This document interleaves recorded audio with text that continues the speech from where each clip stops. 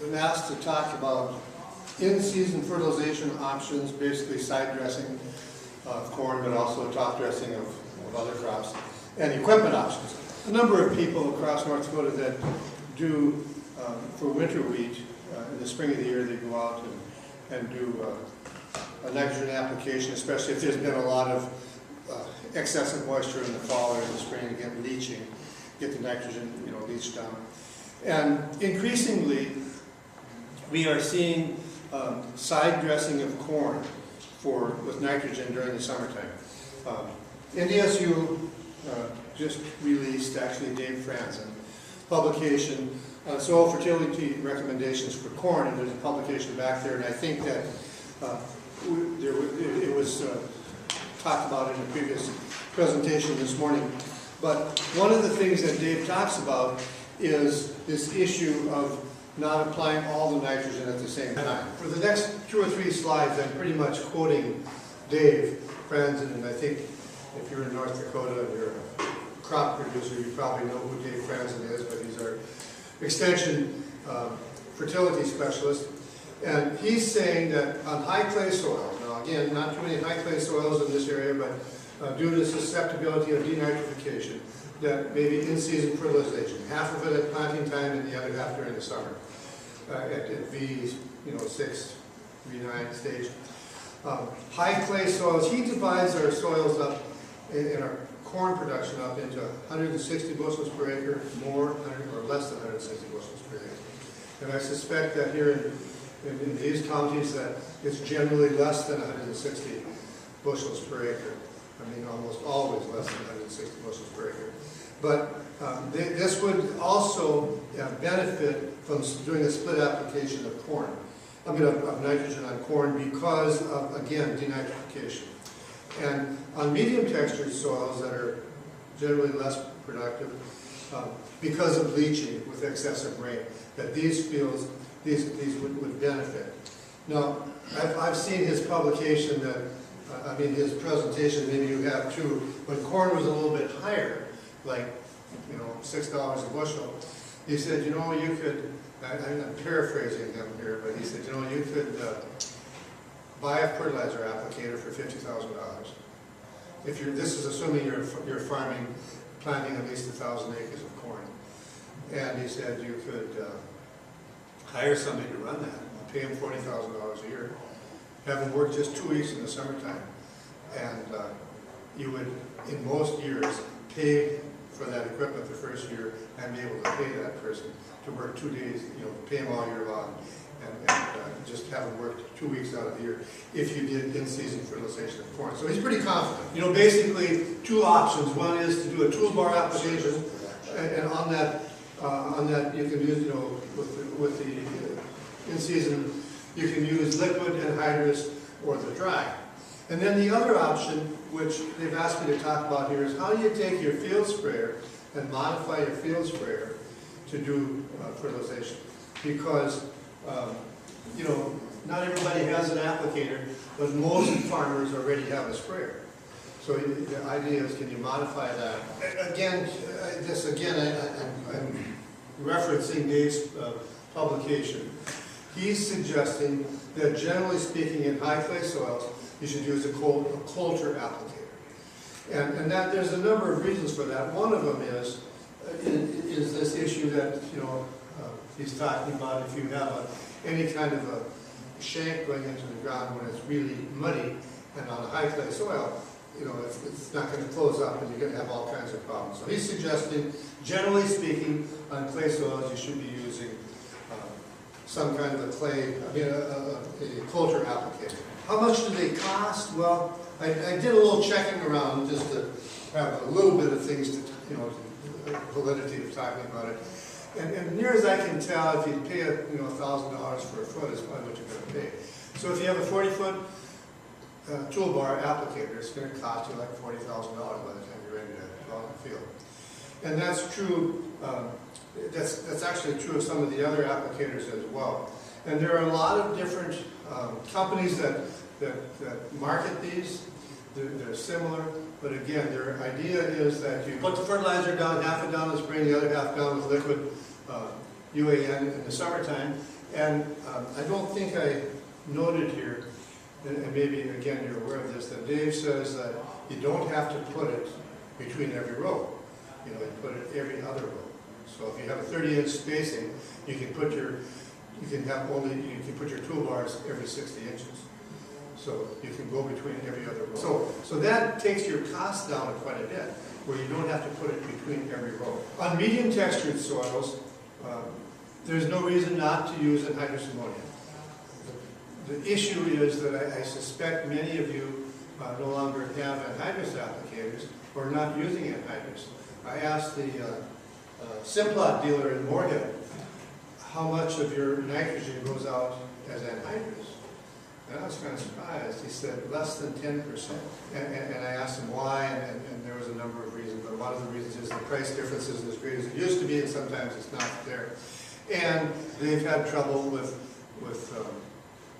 not vandalism, but people with meth that were trying to get that anhydrous ammonia. And so they'd leave a tank out in the field and come back in the morning, and it would be empty, and there'd be a hose cut, and whoever needed it got what they needed, and let the rest of it go.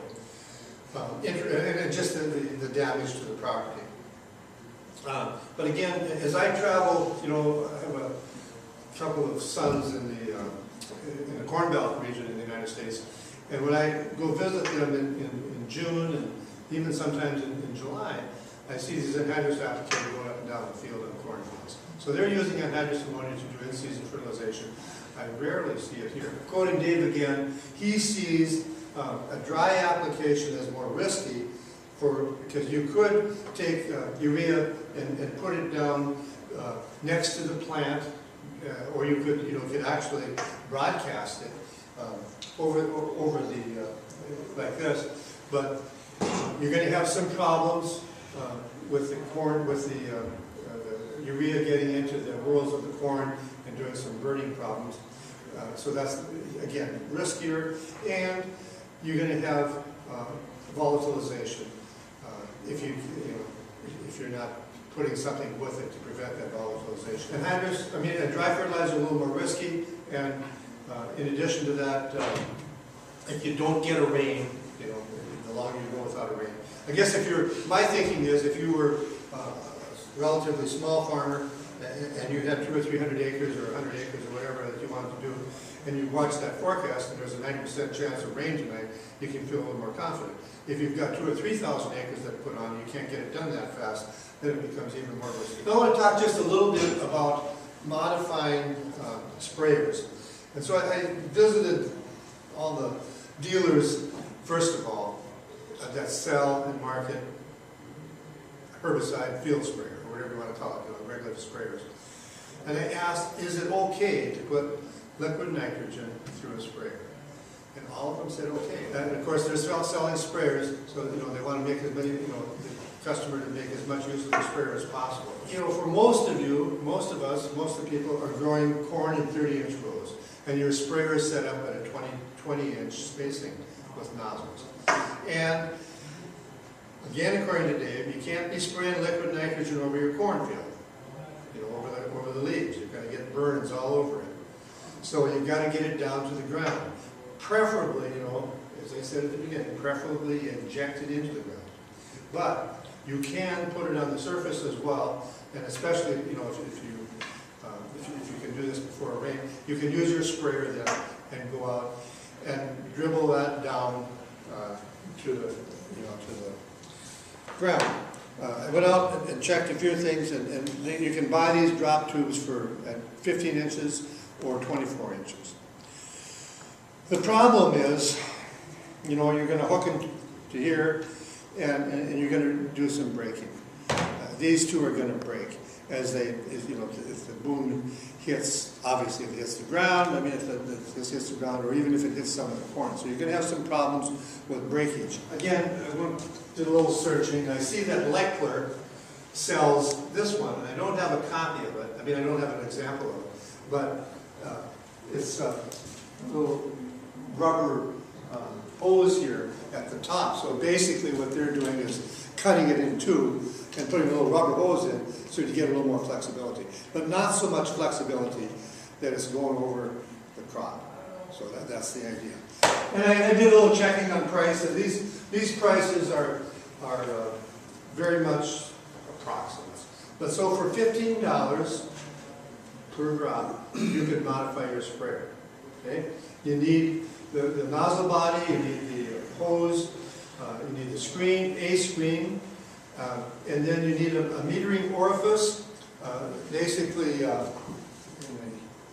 can't see it, but a couple of little orifices here that you put in to control the quantity that goes through based on pressure. And they're rated again in quantities. So you have to put this in to control the flow. $15. One of the issues is going to be, where do you put it? You know, it's going to interfere with the others. First of all, I would assume that you would start, say, in the middle of the wheel tracks and work out. And in some cases, you're going to be able to use the existing nozzles. Wherever you can, you want to use those. But in some cases, you're going to have to add a nozzle body and start over. Punch into either the stainless steel or whatever kind of boom you have. And it's going to be, I know it's going to be an issue, but it's doable, okay? It's doable. So you could then, for a lot less than $40,000, take your existing sprayer and do liquid nitrogen during the summer, and I mean for in-season fertilization. One of the reasons I put this up here, kind of difficult to see, but this sprayer, like so many sprayers now, are in sections, section control, and this is one of the sections right here. It's about 3 feet long in the back. So because of sections, again, you're going to have some issues of, you know, where to put nozzles and stuff. But it is important, from what I understand with the fertility folks, that you don't want it going down on top of the corn. And you want it to be, you know, you want to minimize the number of drops you put down, the number of drop tubes. So you want to try to get it between every other row. Use as many existing nozzles as you can. We're intending to do workshops, a couple of practical workshops in the summertime in early June, where we'll have the companies out to demonstrate this. I want to talk a little bit about using sensors, optical sensors, to do fertilization of corn in the summer, variable rate fertilization, putting on where you need it and where you don't. And there's a lot of sensors available, and basically what they're doing, you know, we've had remote sensing for a long time, 40 years in the United States, with Landsat satellite and some of the other satellites. And basically, farmers don't use remote sensing. They don't use it in their farming operation. And one of the reasons is that it's a lot of computer time, a lot of effort. You know, usually use satellites to get it, and then you have to get it off the satellite, and it takes several days till you get it. We tried to do, on our unmanned aircraft project this summer at Carrington here, I wanted to have satellite imagery from Rapid Eye, which is 5-meter resolution, every time we flew the aircraft, or as close as possible. It turns out that every time that satellite flew over Carrington, it was cloudy during May, June, and July. So you can't really depend on it. So that's another reason why farmers aren't using it. Now, with optical sensor, active optical sensors, you're going to do it real time. So you're going to do the same thing as a satellite does, but instead of you put the sensors on the front of your booms or your tractor, and it senses the quantity and quality of vegetation. Basically senses nitrogen deficiency if you use the right mathematical formula for it. And then it sends it to the computer sends it to the controller of the applicator, and you're doing a real-time variable rate.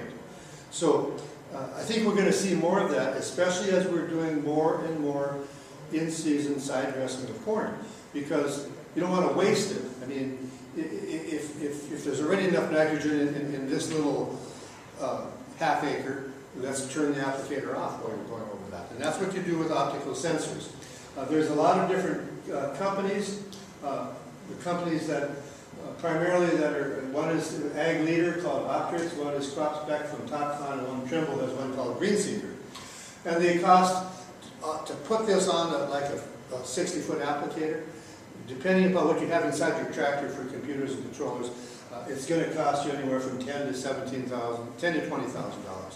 to put this information on your applicator. Trimble, which makes one of them, also makes a handheld optical sensor. You can buy this for about $500, and then walk out to your fields and get a vegetative index for various parts of your field. Now, this isn't going to let you do variable rate, but it'll help you determine whether or not you would benefit from in-field sensors. And I put this in here to had Tim bring this plant in here. I get an NDVI reading of 0.8, which means this is very healthy and green, as opposed to a typical corn plant in the middle of, it would probably give you more like 0.3 or 0.4, something. An NDVI reading goes from -1 to +1. Basically, soil is going to give you that -1, and a healthy crop is going to give you the +1. At any rate, you can purchase this and get a quick idea of the health. And what you would do with this, and what we're suggesting, what we suggest that you do with all of these, is to put a nitrogen-rich strip in your field, in every field, so that you can compare that area. So in other words, if you were thinking that you needed 100 pounds of nitrogen for your expected yield, you'd put in 150 to 200 on that strip.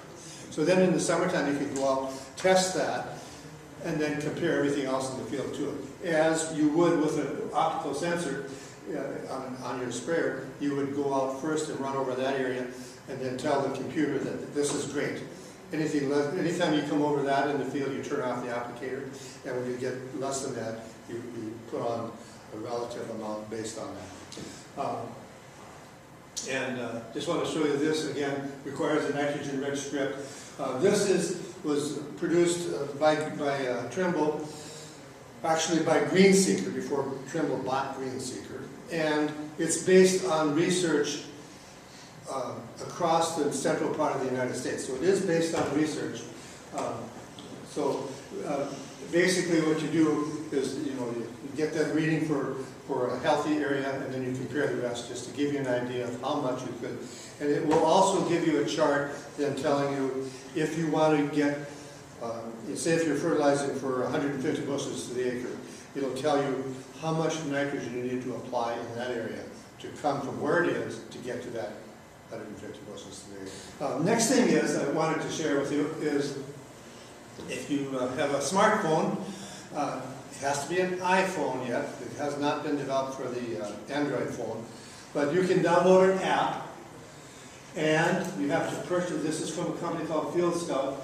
And basically what you do is they send you a little piece of aluminum that has painted pink with a yellow spot on it and a green spot. How did I do that? So you take this out to the field with your cell phone, and you take the corn leaf and you put it on top of this little thing, on this thing. You take a picture of it with your cell phone. And then the app will tell you it looks like this, you get a picture like this, with a green spot, a yellow spot, and then the leaf. The app will say, take your mouse and click on the green spot, then click on the yellow spot, and then click on the leaf, and it will give you a vegetative index then. Okay? And it will also give you a amount of nitrogen you have to apply to achieve 90 to 95% of the potential yield for that. So it's kind of a neat thing. Now, unlike most apps, you have to pay for this one. And then you have to order this little, they'll send you this, this Field Scout company will send you the little aluminum painted piece of metal that will cost you, I think, another $50. So I think it costs you $150. But again, if it's usable and if it gives you the information you need to make a better estimate of how much nitrogen to put on, it's a usable thing. So far, I just checked again last night, it is only available on iPhones, it's not available on Android phones. Okay, real quick, just in summary, then the options are based on what your soils are like. I think that in terms of liquid, of nitrogen application on corn, you choose what you have available. Again, if you follow what Dave said, liquid urea injected into the ground is the best option, because then you're reducing your risk. but the other things are an option as well. Can that same system, the drop nozzles, be used on wheat? Yeah, good point. Can it be used on wheat, the same system? Or is it going to be spaced too far apart? It's going to be spaced too far apart, but you can use a dribble where you have 3 little orifices that spreads it out a little bit. Oh, okay. Yeah. And by the way, the people that are using it for wheat are also using it to raise the protein level. They'll go on a flowering time. Maybe that's what you do, but a lot of people are doing that. And to me, the problem is you never know if you're going to get paid for protein in the summertime. You don't know in the fall. But I've talked to a couple of farmers this year, and maybe it's just unique. They said they're putting on nitrogen as he didn't use the word insurance, but something like that. So that because he said the discount on low protein wheat is so severe that maybe it's just worth putting that into your budget. Any other questions? Yes. But if you do want to put liquid nitrogen on your wheat, be sure that you don't use a streamer, because that isn't going to help you on your protein, like after flowering. Oh, you have to spray it on. Be sure that you fog that on, don't stream it on. My neighbor did, my neighbor streamed his, he said it wasn't worth the tracks. Then I fogged it on and I got a point of protein. Yeah. So half water, half liquid nitrogen, and fog it on, 20 gallons. But don't stream it. And I think the reason for that, and I may be wrong, is that it has to be foliar. I mean, you're going to have to get it into the plant quickly. And so you're going to get it foliar. Is that right, Tim? For protein, your target is the head, not the ground. Oh, the head, not the leaf Yeah. either. So if you're looking at enhancing protein in wheat, your target is not the ground, your target is the head. So you want to put a flat pan on that. If you're going earlier than that, it's a stream.